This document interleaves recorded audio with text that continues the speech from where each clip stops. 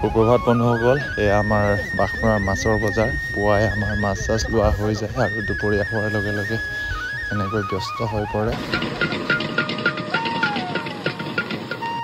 এইফালে শিৱসাগৰৰ আলহী জচা খোৱাত ব্যস্ত।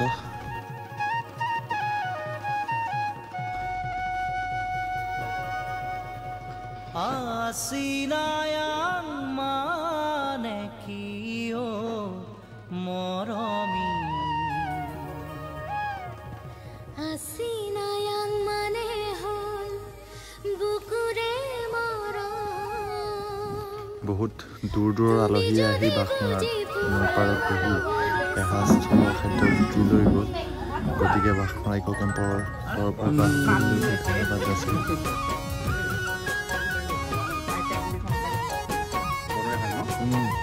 2-3 মিনিটমান আছে।